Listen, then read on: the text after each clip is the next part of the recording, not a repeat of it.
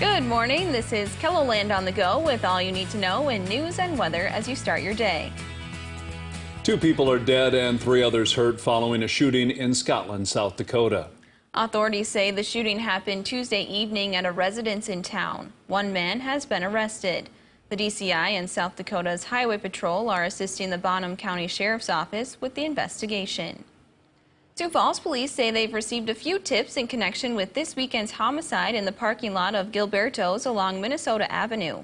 However, investigators say they haven't received any cell phone video yet to help them identify the people involved in the shooting that killed 1 man and injured 2 others. The cameras that people have on their cell phones are pretty good quality, and so we would be able to gain a lot of information, even if it's after the fact, even if, police or emergency services are there and people were recording it. We'd still like to see those videos because there's a chance that we may be able to get some new information. If you have any information on the shooting, you're asked to call police or leave an anonymous tip through Crime Stoppers. Video or pictures can also be uploaded through the Crime Stoppers website or the P3 Tips app. The South Dakota legislature has paused its effort to reach a consensus on redrawing political boundaries after the House Republican leader suffered a medical incident and had to be taken to the hospital. Representative Kent Peterson was conscious as he was wheeled out of a Republican caucus meeting on a stretcher. The incident halted negotiations over redrawing the state's political map. Peterson had played a central role as the special legislative session stretched into 2 days of wrangling between conflicting House and Senate proposals. Lawmakers had been nearing a deal but postponed their work to today. Now let's check in on this morning's forecast with meteorologist Scott Munt. And Scott, a wet start to the day for parts of KELOLAND. Yeah, we'll continue to watch that rain as it moves west to east this morning. We've already had that rain in the western South Dakota. Continues to rain lightly in the central KELOLAND, and that will eventually move into eastern South Dakota late this morning into the afternoon.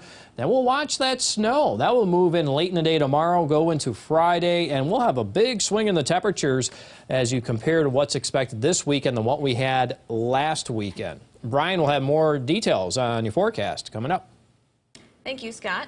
The holidays are the season for giving, and soon the Salvation Army bell ringers will be collecting across Sioux Falls.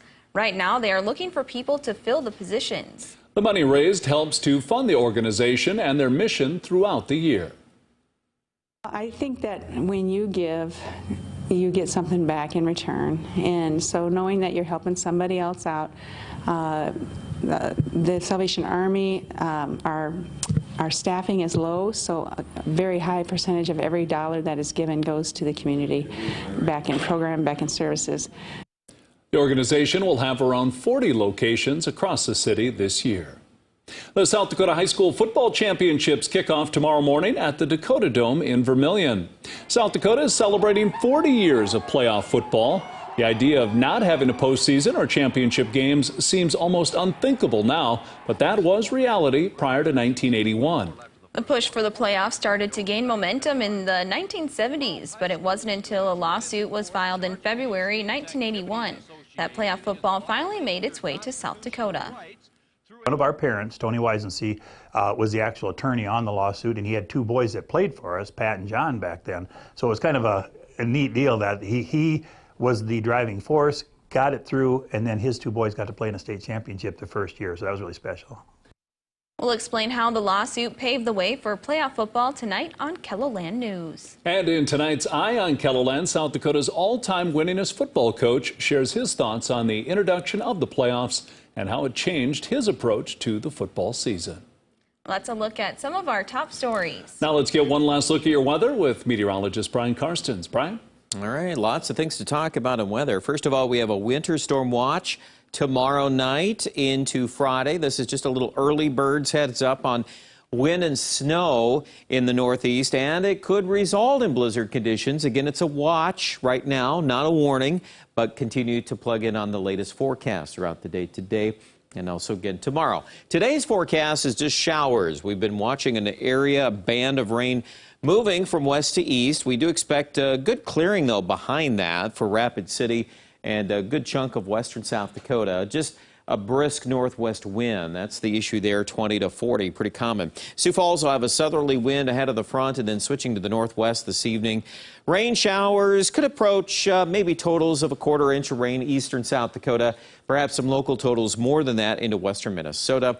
We get a break on the precipitation tomorrow, but the wind is increasing throughout the day and the next surge of moisture, and here it comes. And it will be snow this time around tomorrow night into Friday, and it's primarily eastern South Dakota and big portions of Minnesota involved with that. Now, how much snow are we talking? Well, that in a moment. First, a closer look at the wind outlook today. Steady breeze from the northwest behind the front. Look at the wind tomorrow, though. See this? Now we're talking 45 to 55 miles per hour, and we're going to maintain some of those strong winds as the snow enters the picture here, and that's kind of the problem. An inch or two, maybe Sioux Falls to Brookings, but you get up to Watertown, you're probably looking at least a couple of inches, if not even closer to 4, and that's certainly enough to cause some issues. Highs in the 30s behind this system into the weekend. There is a second little system on its heels Saturday night that could produce a little snow for Aberdeen, including that, along with a reinforcement of chilly weather for the weekend forecast. We do expect Pierre in western South Dakota to actually get a little warmer this weekend, at least in the 40s on Saturday. We might even be pleasantly surprised on Saturday to see some 50s and 60s in far south central South Dakota. And I do think Rapid City gets nice recovery this weekend and again early next week. Find out more coverage at KELOLAND.com and have a great day.